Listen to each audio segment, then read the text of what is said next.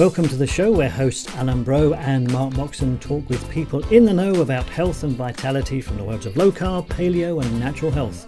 This time we chat with filmmaker Elizabeth Hong, who exposes the dangers of mercury toxicity and the connection to dental amalgam fillings and much, much more on this edition of the Low Carb Paleo Show. Good morning, Elizabeth, and welcome to the Low Carb Paleo Show. Well, good morning. Thank you for having me. It's our pleasure. Hello, Mark. How are you? Wonderful, thank you, Alain. Wonderful. I take it you are both suitably wonderful. I'm still alive, so I guess that qualifies. Okay. Always a good start to the day. And I see you have your fancy shirt on, so it must be a good day for you there. It's bright and sunny in the south of Spain here. I'm looking out the window across to Gibraltar and in the far distance, and just to the south of that I can see the north coast of Africa. So yes, it's very nice. Lucky you. Lucky. Elizabeth, I found your movie on Yekra and thought that even though technically it's not a paleo subject, I think that learning about the poisoning effect of mercury on our health is very important to our listeners. So that's why I asked you to come on the show. Thank you for coming here. But before we get into more details, can you give us a little more details about your background and how you came to think about a movie and shoot it? You're the producer and the director. And also the editor and writer. I come from a background of photography, and that's what I was doing prior to finding film. I became interested in the subject of mercury because of my best friend, Connie Fox. Now more than over 10 years. She went to the dentist and she was poisoned. She went for a dental procedure and they put mercury in her mouth. And she became very sick, very toxic. And for quite a while, they couldn't find out what was wrong with the lady until finally a doctor, actually was a natural doctor, who discovered that she was mercury poisoned, and she was tested. And yes, she had high levels of mercury. And I actually played her nurse. She got very, very ill to the point that she could not even tie her own shoes. And she thought she was going to die. And she didn't really want to be around a regular nurse. She wanted just like friends and family. So she asked me if I could help her out, which I did. And I looked after her for 3 months while she was going through some detoxifications and inhalations. And this is how I became acquainted with the whole mercury subject. And years went by. 5 years later, she's healed. And she, through her experience, she became very aware of all the lacking information that was for mercury poison people. And she went to school and she started studying nutrition, and she discovered after a while that, how the protocol for medicine, standard medicine, was not treating, victims. And she would share this information with me, and she started counseling individuals that were also sick, and she would just share the information with me. And now years are going by since she got sick, and I took care of her, so we're already over 10 years, and nothing has changed. And the more that she will tell me these stories, the more kind of like upset that I would become, just how enraged that dentists and the industry, they still doing it to people. She showed me this video of this woman who was very healthy, very beautiful woman, maybe early 30s, and I mean, she was so sick. She had trembles. She couldn't keep her balance, completely sick. And again, because she went to the dentist and an amalgam got her very ill. And I was already doing film, and I decided to take on and make this film. And this is how I came about with the idea of mercury on the cover. Super I job. also wanted to congratulate you on the quality of your movie. It's we've interviewed a few movie makers and directors, and yours is definitely one of the best quality I've seen. Between Well, thank not you. only not just the interviews, but the graphics and the way you present things, very very well done. So thank you for doing that. And was it a difficult project? It was a very difficult project for me, not so much, and the technical aspect, that itself was very easy. More attacking the subject matter, trying to find the correct angle, and the whole subject of mercury in the human body and what happens when mercury enters the human body is a very difficult subject unless you're a scientist and unless you are a special doctor. I mean, for regular people, it's a very difficult thing to understand how it works. And when I decided that I wanted to take on into this movie, and I got into it, and I just started going deeper and deeper into, okay, so what happens when mercury is ingested in the human body? What's next? What's next? And I kept going down. I was like, oh my God, I'm not a doctor. I don't have a science background, and this was just so difficult where I really had to put my head down for a while and really read a lot and study before I could even start talking to these doctors and scientists, because I couldn't communicate with them to get the information that I needed to pull out of them, because my understanding of subject matter was limited. And so that made it very, very difficult. That was one aspect of the movie. Then there was the legal part of the movie and the politics involved. um, I think this happens to a lot of filmmakers. Their focus is documentary work. You think you're doing a movie about something, and it's just this thing. And when you start getting into it, you discover just so much more, and that the subject is just so much deeper, and there's so much more involved than you thought. Right. So that was like my case. So that made it very, very difficult for me. Took me about a year to complete the whole movie. It was very difficult finding funding for the movie. My partner and I completely funded this movie because nobody wanted to help us. We tried to get sponsorships. Nobody wanted to get involved because of the subject matter. And Right. so we found ourselves alone. So between us and family, we financed the movie. Speaking of which, did you have a hard time finding experts to speak on camera about the subject? Well, I'm not going to say that it was very easy. It was work. It was a lot of work.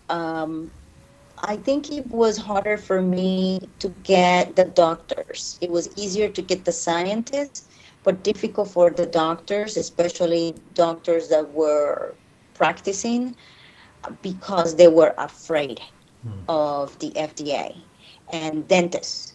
The dentists were terrified. The dentists, they didn't want to even participate because gag orders, they're not supposed to inform. They're afraid of basically coming out and informing that yes, if amalgam fillings are 50% mercury, and yes, they are toxic, and this is why. That was very difficult for them to do.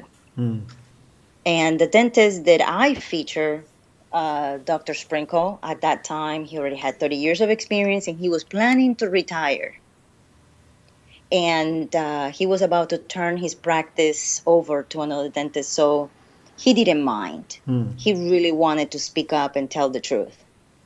And so he did. But that part was a bit in the difficult side. The interference from maybe agencies or once people started to hear about your project?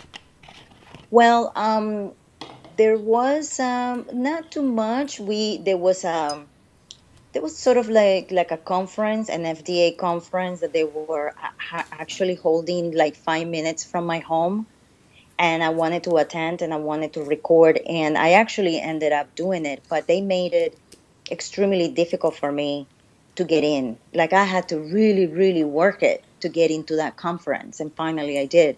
But other than that, I didn't experience any other difficulties. We hear about mercury in fish, mercury even in the environment due to coal, but we never talk or we don't hear much about what's coming from inside our mouth. So what people don't seem to realize is 50% of today's dental fillings still contain mercury. How can that be possible after all these years knowing that mercury is poisoning? Well, that was my question, and it boils down to money, numbers game. There are more people who cannot afford the Y filling, so there are more people who need to have this procedure done, so they get amalgam fillings in their mouth, which is a lot cheaper to get. So there's more money to be made there. If you think of, like, for example, our armed forces, I mean, you have millions of people there. They don't get the white stuff in their mouth when they get dental work. They get dental amalgam fillings in their mouth. So it's just faster. It's just cheaper. So you can it's a numbers game. You can have more people in the chair and more money. What I'm hearing in not so many words is that a lot of dentists, knowing the consequences, are still going for the money reason. Yes, unfortunately, they are I think a lot of dentists right now at this present time, if they're changing their mind, they're not changing their mind because of the toxic level. I think it's more for cosmetic purpose. I think people are more aware of the why feelings, and it's for cosmetic reasons. But they are a lot less mercury-free or biological dentists than just regular dentists. And Right. a lot of them don't want to accept that that silver stuff. They don't want to talk to you about. I mean, I've been to a dentist not long ago, last year, and he was in a mercury-free dentist. I went for a cleaning, and I had no choice but to go to this dentist. And I talked a little bit about that, and he thought it was nonsense. It was like, come on, I'm a dentist here. I have over 20 years of experience. Were you gonna tell me about dentistry? Let's talk about something else. Right, of course, and they typically, let's say the health industry typically treats us like we are idiots and we don't know anything about anything, and we can make up our own mind, and we have to believe them because they're doctors like gods. Absolutely. Yes. Which is why this show is on. We're trying to educate people that yes, you do have a choice. Yes, you are the customer. Yes, you can make your own decision without relying only on your doctor's opinion.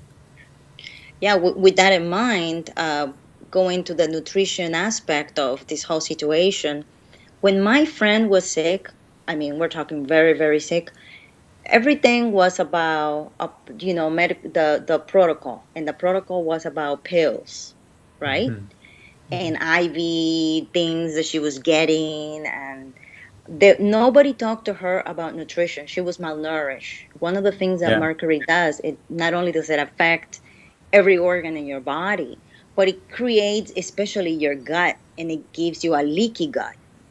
So you're not really able to process your food the way you did before because now your gut has been compromised. And this person was severely, toxic, and her gut was compromised. She can barely eat. She went down to, I don't know, she was like a little stick.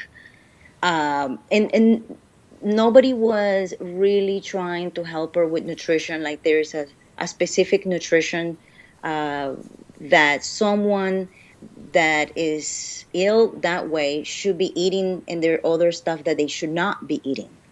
Right. But no one talked to her about that. And I understand that, and it's very important. Fortunately, things are changing, and there's much more information available on the internet. Some of it, of course, is questionable, but most of it is good source. But there's two different issues there. One is the the poisoning issue, the mercury poisoning by itself, and then there's the rehabilitation of your gut, which is a whole different aspect of the situation, and that should be done by someone that knows about nutrition and healing the gut as well. So first you need to heal the gut, and then at this point your gut will be able to absorb the vitamins and nutrients again, and you'll become stronger and healthier, and that will help your system fight off the mercury. The problem is that when that patient is visiting the doctor for the toxic, the doctor is not going to inform the patient about everything that you just said. Yeah. Mm-hmm. They're just going to treat the symptom, and they're just going to give you whatever it is protocol that you need, and that protocol is very severe. And depending how toxic you are, like for example the problem with her was that they were treating her too harsh, too heavy-handed. And what would happen is that the toxic that will come out of her cells and will be taken out from her body in chelation, the body can only get rid of so much mercury at a time. So the rest of the mercury that was pulled out of your cells and pulled out of wherever it was, that was not able to get out of your system, it goes back into your body, right? And you get repoisoned again. So you have these crazy symptoms, and you get very, very sick because they're constantly chelating you, and they're constantly going through that process that I just said. And you're not being informed about food. You're not being informed about a lot of things. And that's why it's so tricky with this type of patients, because you have all kinds of things going wrong with you simultaneously. Yeah, keep in mind that doctors are not trained as nutritionists. They don't believe in it. Most of them don't know anything about it. So their only modality for healing is more drugs, more poisons. Yes, exactly. Yeah.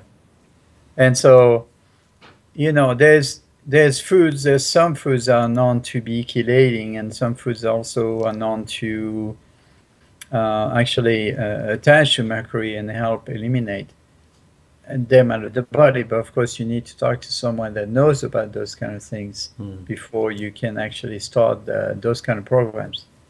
Absolutely. She actually, after going through the standard protocol, medical protocol, after a while that she was really getting informed and doing her own research and learning more, she decided to go that route. She totally just dropped the medical protocol, and she went and did it naturally. And I don't know if it was her last 2 years, I'm not sure. It was all done naturally, which of course it takes longer. And this is another thing, when you're going through this situation, it affects your nervous system, and it makes you so sensitive about so many things that you just want it out. You just want this to be over because you're going completely insane. So the faster that you can do it, the better. What people don't realize is that while you're going that fast, the emotions and the symptoms are just going to be horrific. And sometimes it's best to go slower and just be patient, to give the body time to get rid of the poison little by little, instead of doing it so harsh. So to kind of go back a little bit,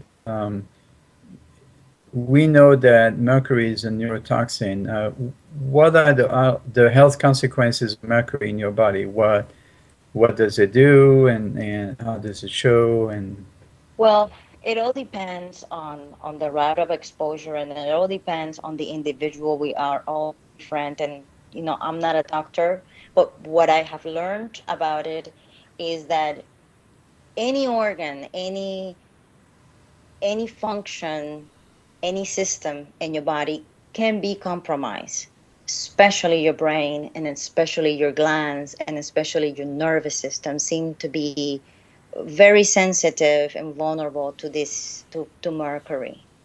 Once mercury enters your body, within I don't know how long, maybe hours, it starts going into your cells, and it starts just going like into your organs and cells, and it just disappears from your bloodstream.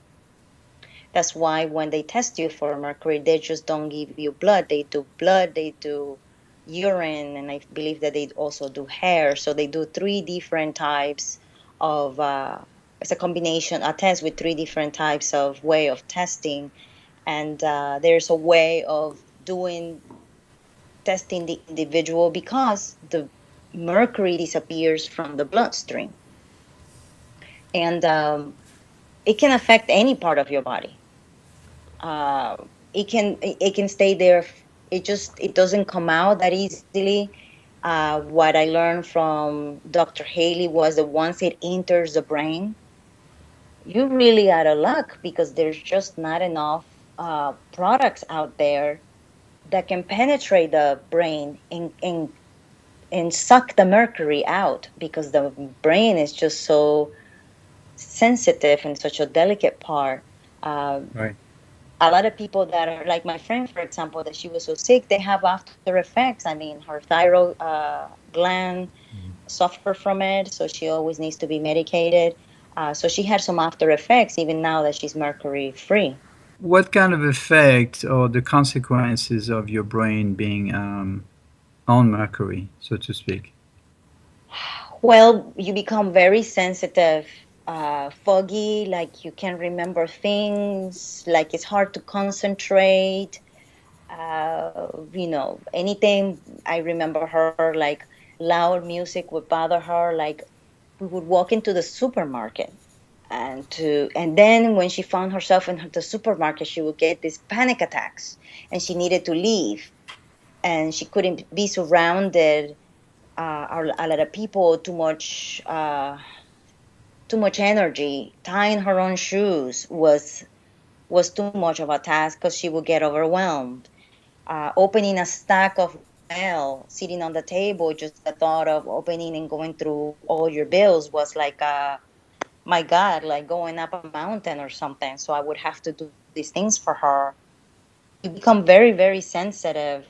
You can't remember things, irritable. Uh, it affects everybody different, of course. But what I saw from her were the symptoms that I'm mentioning to you.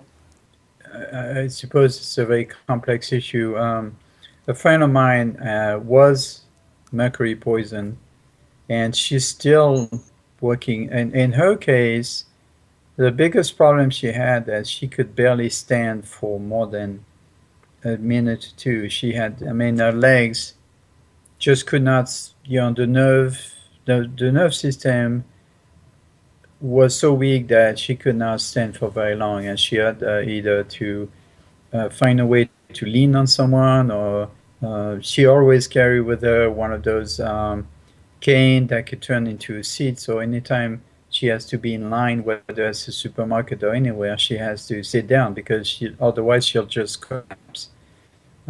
She's tried different ways to get rid of it, but it's still a work in progress. But there seems to be some improvement lately. Her and I work together to find different sources and ways to help her eliminate. And she's tried everything in the book.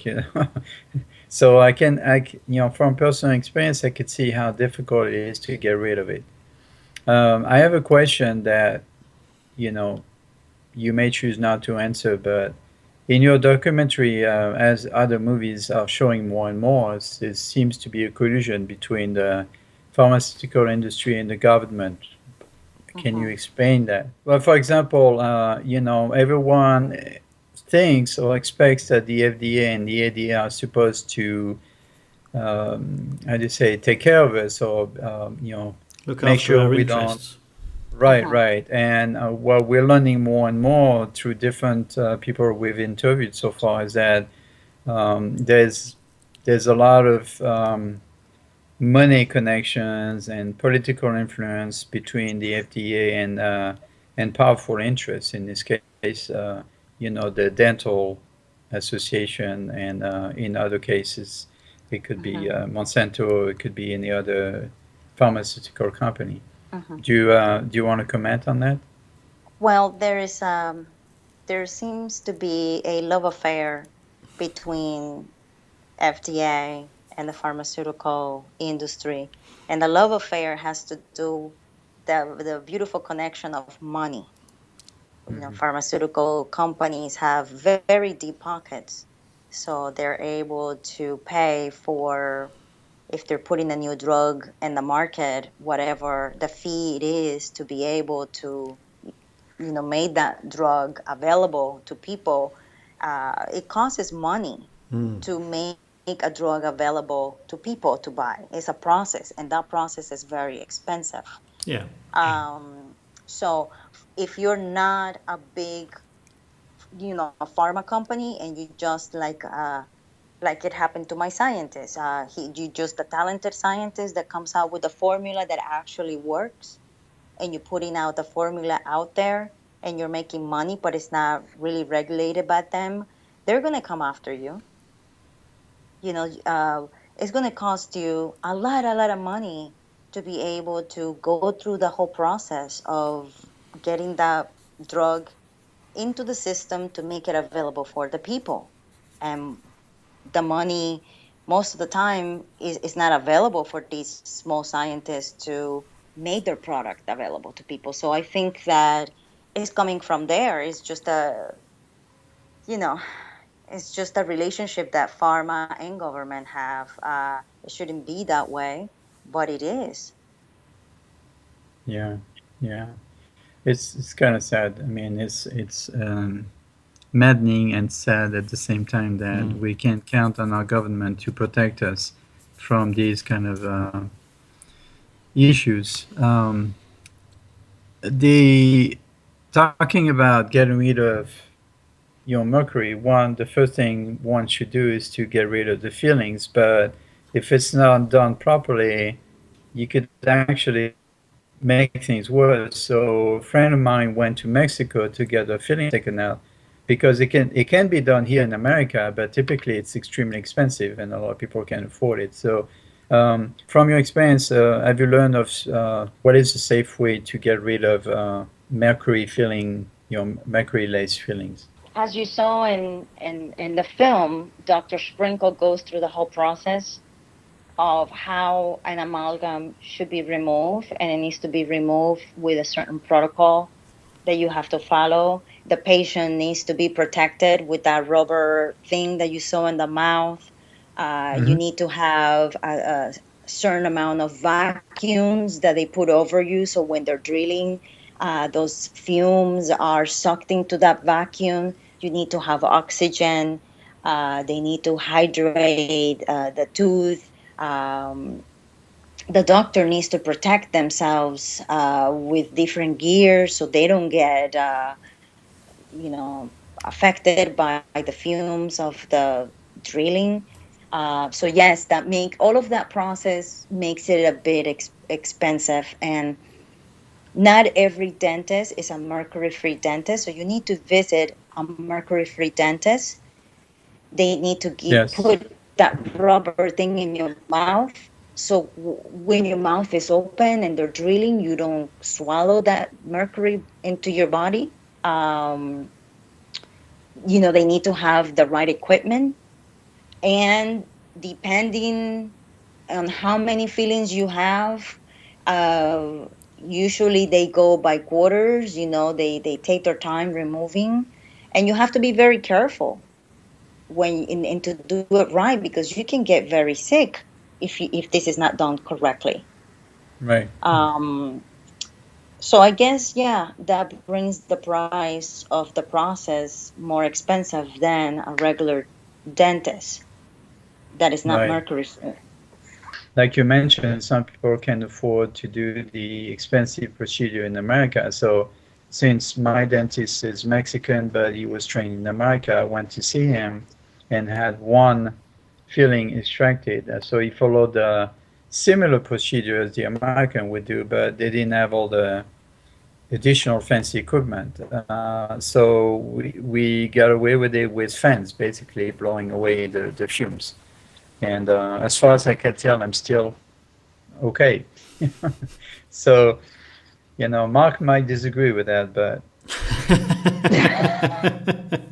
Well, I find that risky. I mean, I really don't know how he followed this procedure and how it was done, but Right, right. for what I understand, those fumes are just very strong, and they need to be removed from the environment, in a certain way. And sometimes you have True. to make a decision. Do you want to get the stuff out of your body and with some of the risk involved, or do you want to keep it there and suffer the consequences? I'm a kind of an action guy. I want to get things done. So I found what works for me, and then I was ready to deal with the consequences. And as far as I can tell, I'm still okay. I'm still, but then again, it was only one feeling, so it was a major procedure. So, I'm not advocating that everybody goes to Mexico and get it done there, but if you don't have a choice and you want to get it done in a somewhat safe, maybe not extremely safe like maybe an American doctor would do, but at maybe 1/5 of the cost, maybe that's an option, we can look into.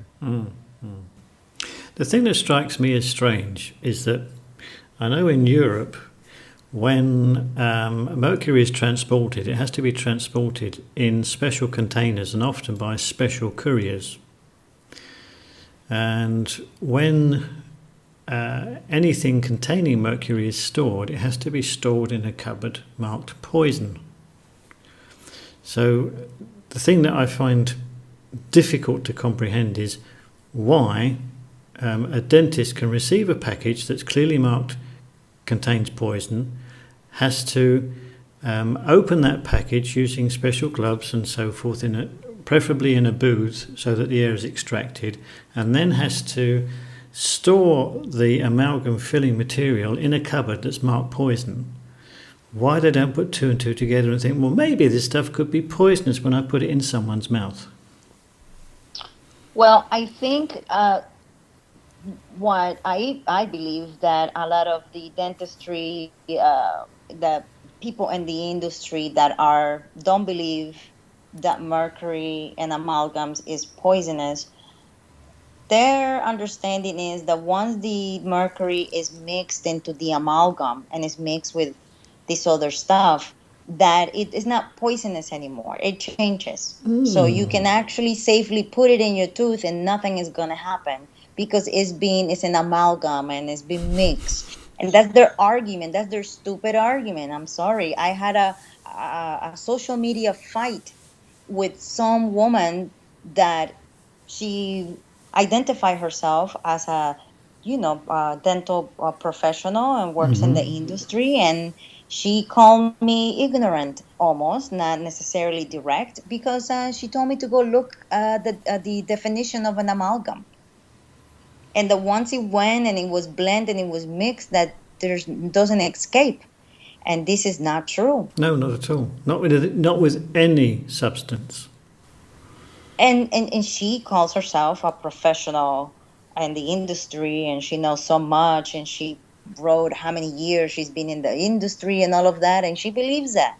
She truly believes that, and she told me in social media that I was scaring people. Good for you. I was scaring people, that people like me should be ashamed because I was misinforming and scaring people about information that it was not true, that is completely safe to have an amalgam in your mouth, and she would put an amalgam in her mouth any time of the day because it's completely safe. Yeah. Well, we have two issues. One is that person might be completely brainwashed and believe that what she's been told. The other thing is that anyone that goes against the accepted beliefs are targeted the same way as I'm targeted because I'm anti-GMO, and some people attack me pretty harshly sometimes because I'm also an ignorant and because I'm not a scientist and what do I know about anything. It's the same issue, they're trying to protect their breadwinning their way of life, and so if you're not quote unquote the scientist, then we don't have the right to express our opinion and say, in my case, I tell them, when I talked about genetically engineered food, I'm getting attacked the same way you were. So what was your answer to that lady? I totally deny her argument. And amalgam, mercury is toxic. Mercury is poison. Just because you mix poison with whatever, it doesn't change the fact that it's poison. I mean, that's completely ridiculous to think that because you mix something and something that is so highly toxic, you mix it with whatever, that is going to change the fact that it's toxic. That's any, I don't know, that's just completely doesn't make any sense. And that this is how they were taught in school, and that's the problem. That what they were taught in school, in dental school, is incorrect. It's completely incorrect. And I had this discussion with Dr. Sprinkle. It took him a while. I mean, you're talking about what, 4 years of dental school, and however long it takes, and you're being taught, you're being polished to be this dentist, and they teach you that you're young, you don't know any better. It takes you a while to actually realize and come to terms that whatever they taught you about this mercury and amalgams, it's incorrect and it's not true.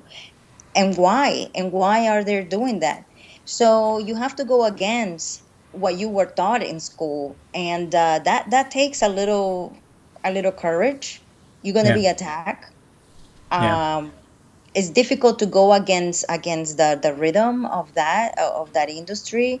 And if you're a professional in the industry, you definitely don't want to be looked at as you weird, uh you're a traitor or whatever, because you want to go against what everyone is saying that is completely safe. Yeah, Yes, indeed. yes. That's exactly what happened to my friend, the Mexican dentist. Is what he discovered, what he learned in dental school. He, he learned the technical side and he kept that, but he didn't believe some of the information that was given to him. So he decided he could not practice in America anymore because if he wanted to do clean dentistry.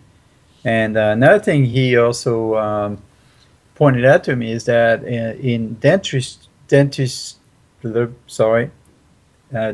school, they teach you to run a business.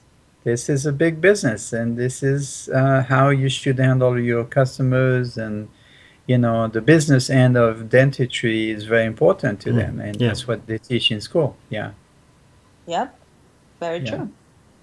It's not about in Europe we tend to be more into helping people and Yeah, there's not such an emphasis on the business side. It's more on the sort of the patient care and doing things right. Although I wouldn't say that dentists are any less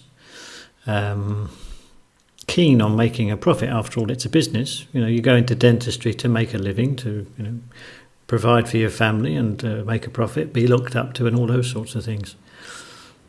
right. And I don't have a problem with that. I mean, we all know we all need to earn a living, and Yeah. so you choose a profession.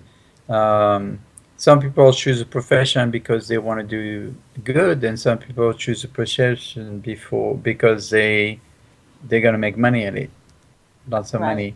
I don't have issue with people making money, but if you're in the industry to heal people, money should not be your major focus.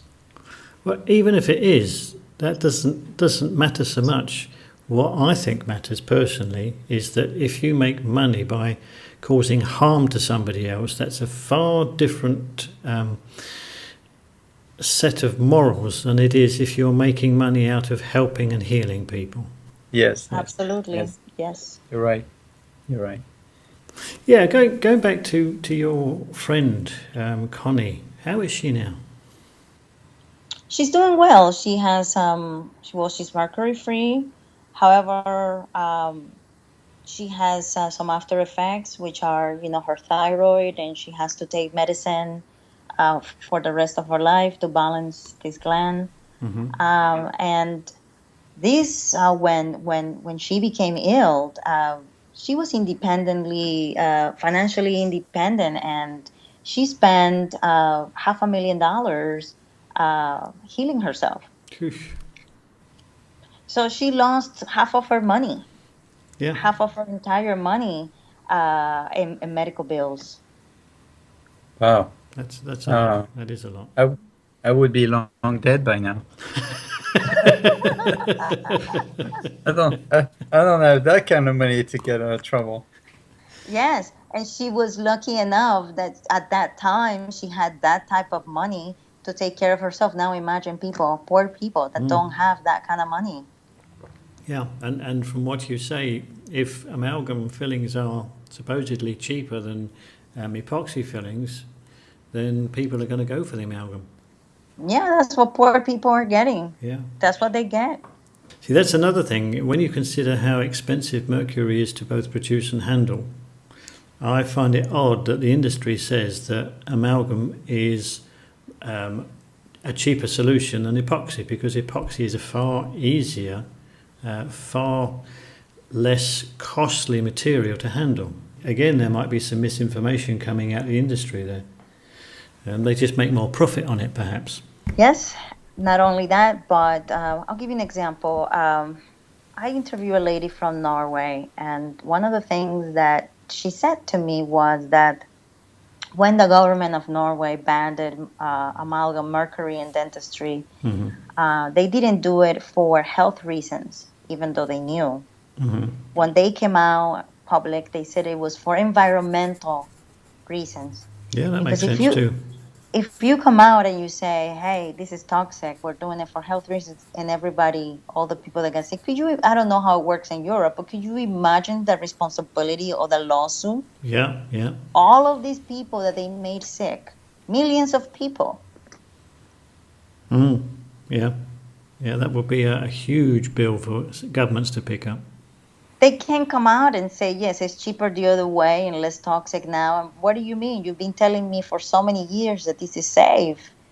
I mean, and now you're telling me that it's not safe. Imagine the lawsuit, and imagine so many little kids when they get mercury, they have learning disability. I mean, that's so sad. And especially poor kids. I mean, this is what they get in their mouth. Some of them have a mouth full of mercury by the time they're teenagers. Yeah. And one thing that I learned from Dr. Haley, scientist, was that for some reason it's worse for boys than girls. All right. Yes, because the way that girls are able to excrete toxic is different than boys, so that it makes it more difficult for males. Okay. Yeah. I mean, you've spoken on the different types of effects that mercury has. Is there any connection between mercury poisoning and, say, things like Alzheimer's or Parkinson's or ALS or that sort of thing? Well, I personally believe there is. Right. A lot of the doctors that I interview and scientists, they believe so as well. And the way that they explained it to me is the best example that I can give you is like, imagine a blender and you get a rock and you throw a rock in the blender, you just start spinning the blender. It's going to continue functioning. Eventually, when you start, the blender is going to stop. Everything, all the blades are going to be all chopped up. Well, it's kind of like the same in your body. It's just going to go to different places and affect in different places. And this is what makes it dangerous. You mentioned earlier that you had a doctor or a scientist friend who developed a formula and couldn't get backing for that. What was his formula to do? He had manufactured and created a formula that had, I believe it was from cranberries. I'm not sure, but I believe it was cranberries. And he put it out in the market, and that it was a powder, and it was working, and it penetrated the brain, and it was able to chelate the mercury very well. Right. And he started doing very well with the formula, where he was already selling millions of dollars. And when the FDA found out that this person was actually making millions of dollars with this formula instead of like, wow, let's see if this formula is actually working. Let's see how can we help people, right? Mm-hmm. So make it accessible to people. On the contrary, they made his life hell. Yeah. They almost bankrupt him. They persecuted him. He had to pay some heavy duty attorney fees, which is the attorney that you see now. Mr. Emor, Jonathan Emor was his attorney. And they went after him like hard. Yeah. And they wouldn't leave him alone.